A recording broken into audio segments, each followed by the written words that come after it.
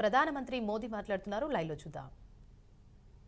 आज तलवारों की जगह दूसरे कुत्सित तरीकों से भारत के खिलाफ षड्यंत्र हो रहे हैं और इसलिए हमें ज्यादा सावधान रहना है। हमें खुद को शक्तिशाली बनाना है, हमें एक रहना है, एकजुट रहना है, ऐसी हर ताकत को हराना है जो हमें बांटने की साजिशें रच रही है। साथियों, जब हम अपनी आस्था से जुड़े रहते हैं, अपनी जड़ों से जुड़े रहते हैं, पूरे स्वाभिमान के साथ अपनी विरासत का संरक्षण करते हैं, अपनी विरासत के प्रति सजग रहते हैं, तो हमारी सभ्यता की जड़ें भी मजबूत होती हैं।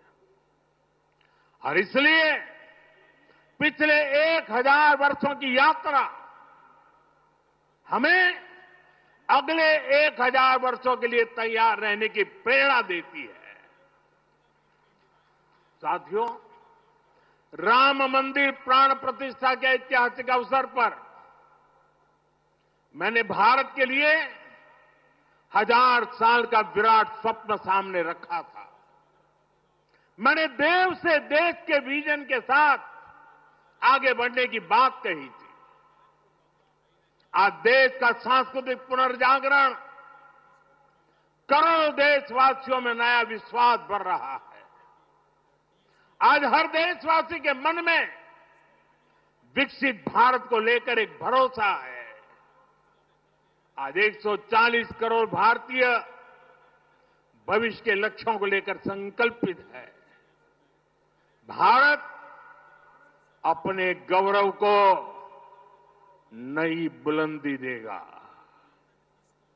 हम गरीबी के खिलाफ अपनी लड़ाई में जीतेंगे। हम विकास की नई ऊंचाइयों को छुएंगे। पहले दुनिया की तीसरी बड़ी अर्थव्यवस्था बनने का लक्ष्य, फिर उसके आगे का सफर, देश अब इसके लिए तैयार हो चुका है और सोमनाथ मंदिर की ऊर्जा हमारे इन संकल्पों को आशीर्वाद दे रही है। साथियों, आज का भारत विरासत से विकास की प्रेरणा लेकर आगे बढ़ रहा है।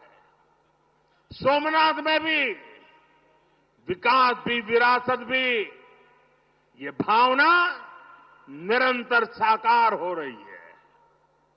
आज एक और सोमनाथ मंदिर का सांस्कृतिक विस्तार,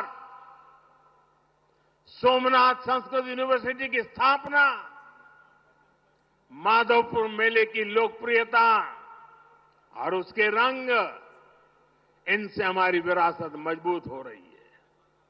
गिर लायन के संरक्षण से इस क्षेत्र का प्राकृतिक आकर्षण बढ़ रहा है, तो वहीं प्रभास पाटन क्षेत्र के विकास के नए आयाम भी गढ़े जा रहे हैं।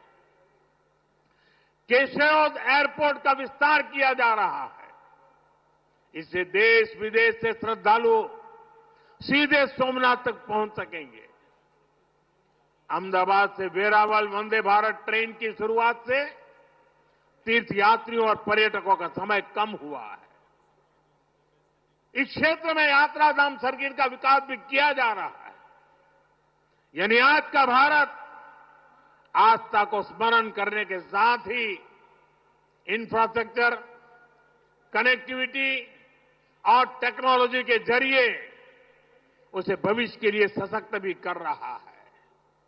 साथियों, हमारी सभ्यता का संदेश कभी किसी को पराजित करने का नहीं रहा, बल्कि जीवन को संतुलन में रखने का रहा है। हमारे यहां आस्था की राह हमें घृणा की तरफ नहीं ले जाती।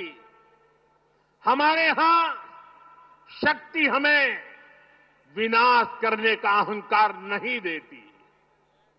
सोमनाथ जैसे तीर्थ ने हमें सिखाया है कि सृजन का मार्ग लंबा होता है, लेकिन वही स्थायी होता है, चिरंजीव होता है।